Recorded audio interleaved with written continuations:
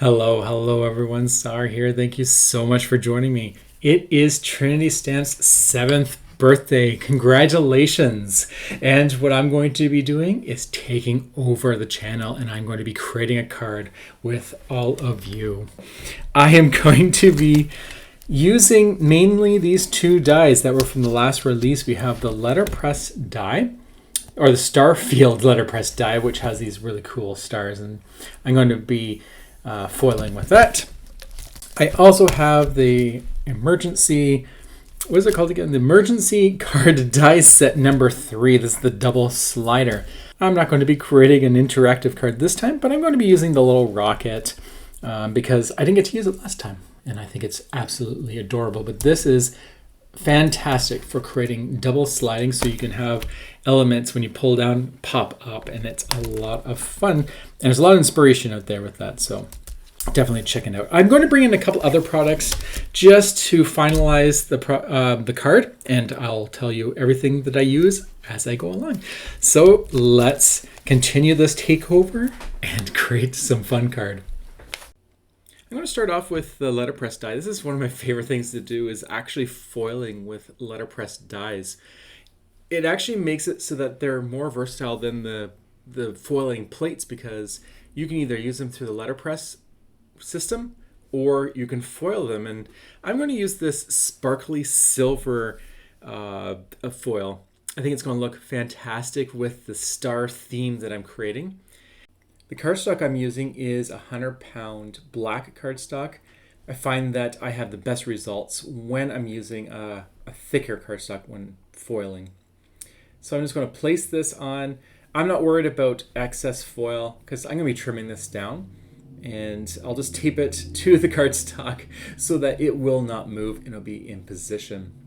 So here's my glimmer. It's all nice and warm and heated up.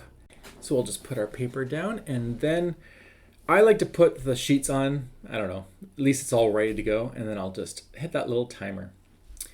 And we'll just wait, and once that timer turns off, we'll run it through the die cutting machine, which is on my side here.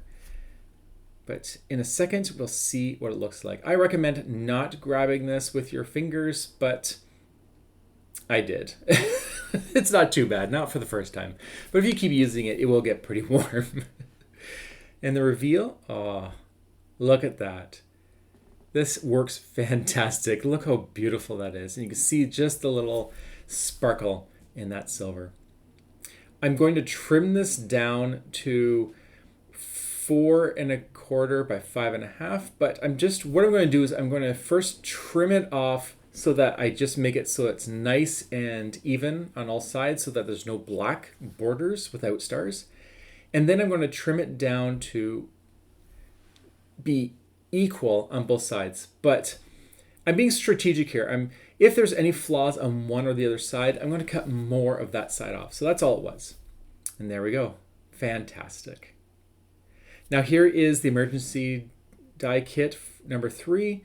And I'm going to start cutting out all the pieces, bringing out that rocket and cutting it out in some reds, blues, blacks, and that's supposed to be gray, not white. But we're going to have some fun here. The flame is going to be a nice blue flame, so it's going to be an extra hot flame. Okay, and then I'll cut that off on the side here. And I realized that black circle, the die I'm holding now, actually has a little ring around it as well to create a little bit more detail. So I went ahead and cut that out in the same gray, and that will just give a little bit more detail, kind of make it more cohesive, more realistic. So you don't need to use that piece. It is pretty finicky and skinny and stuff, but it definitely will add to your final die. So what I'm going to do now is just bring in some hickory smoke ink. I decided that I'll stick with the gray for everything just because it's easier than going looking for other colors, but it's not too bad. It's going to give it like a wear and tear look on these pieces. For that little circle piece, I'm just going to cover the whole thing as best as I can, just so that it's going to stand out on the whole ship. And then I'll just add a little bit of this ink to all the little red pieces. For the flames, I'll just leave them as they are. it doesn't really need anything, at least in my opinion. Some of these pieces are really small, so you really don't need to worry too much about adding ink. I'm just doing it because I'm doing it. Now this is the best part, is actually building the little ship. Everything fits perfectly into position. What I do is I just kind of follow the edges with my fingers to make sure that it is flush where it's meant to go. You can kind of feel when it's off center. And then I'll use my jewel picker from Trinity Stamps to pick up these littler pieces, the smaller pieces, and place them down. You start seeing how cool this is when it all lays down. You can just, it's really cute little rocket in this set. Now this set is an interactive die. It has the double slider, so you can kind of see that on my magnetic sheet there, those little or they almost look like the thread thimbles that you can use.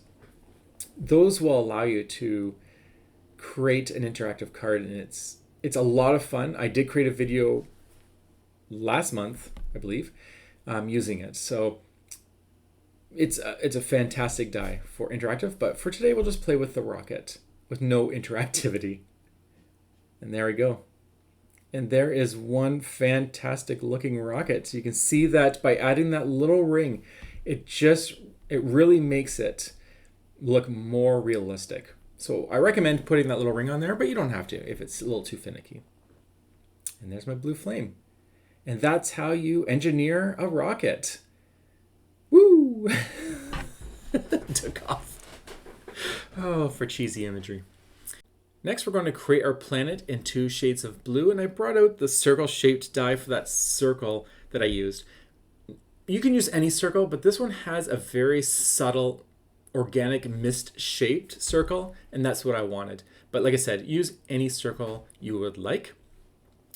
And I'm just going to bring out a pencil. Let's get a little more crafty. Sometimes we just use dies and stamps, and let's actually use our hands to draw something and have a little bit of fun.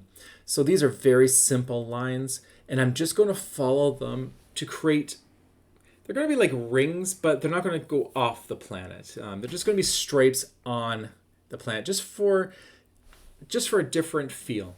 I do recommend having the circle in the background of the dark version, and then use the lighter cardstock on top.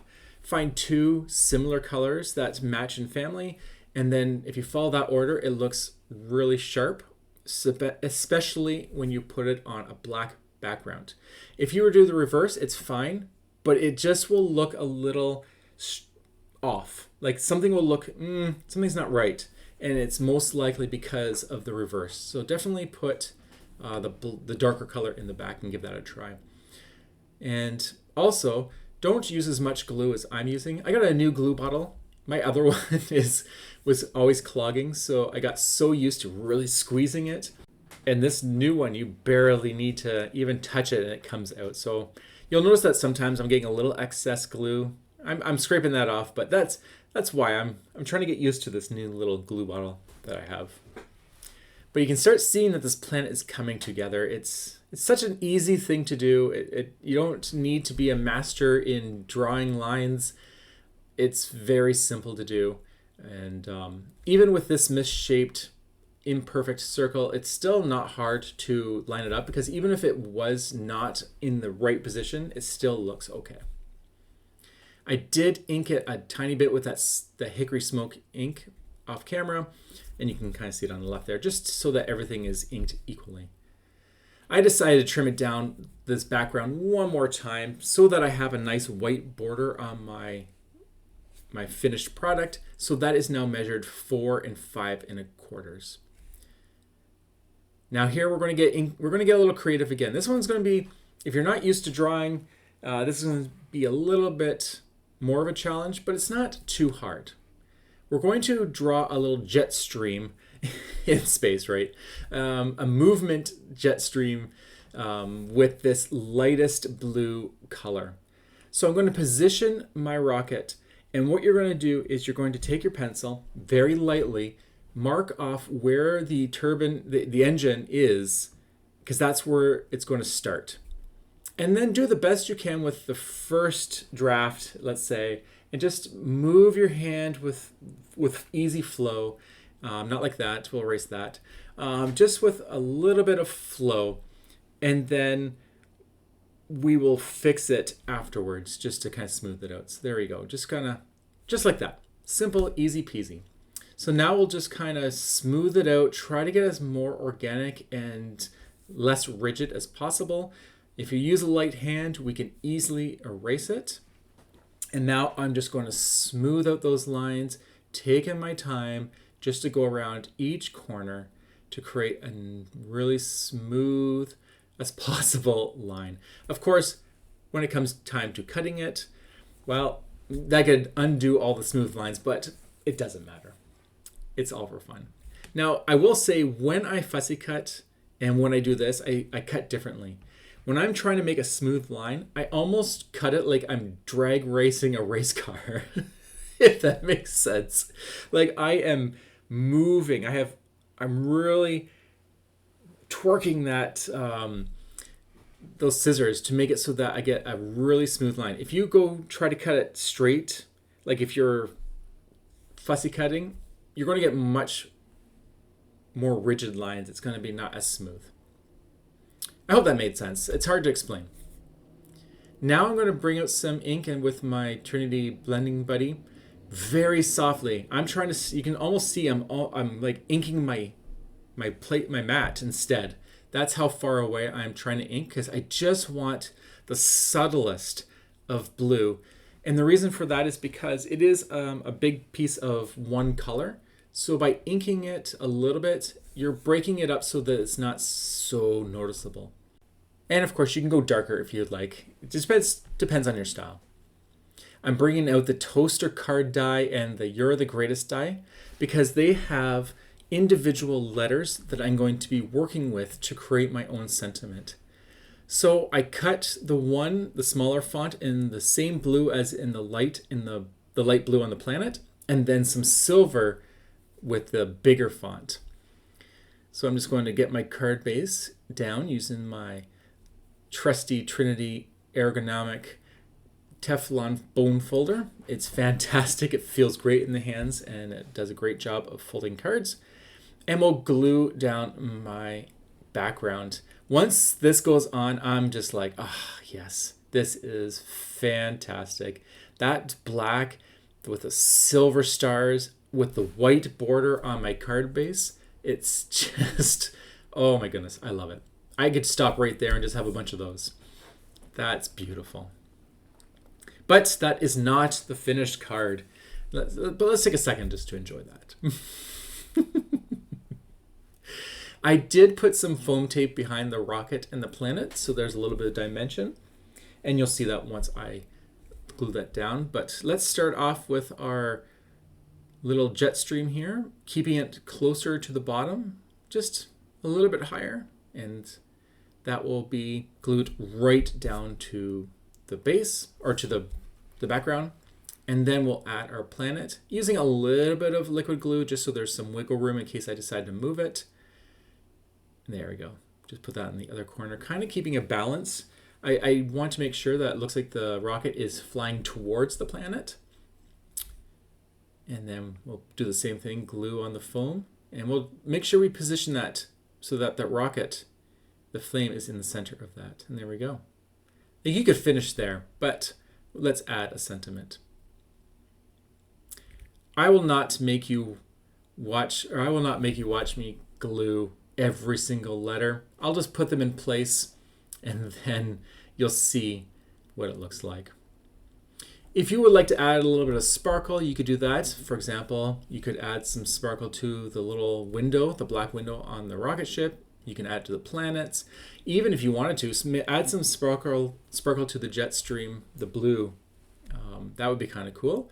Adding white ink using those gel pens, adding little stars and sparkles on the jet stream, or adding lines to the rocket. So there's so many things you can do once your card starts becoming more complete.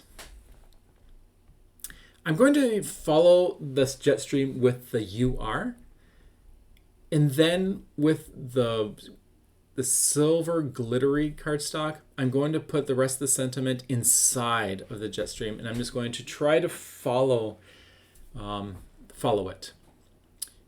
This way, it all becomes complete. The image is all contained, and it's not all over the place. Your sentiment's not floating. It has a purpose.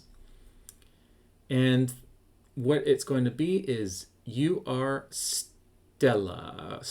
Missing a letter here. I don't think I realized it yet. I think this is, there we go. You are stellar.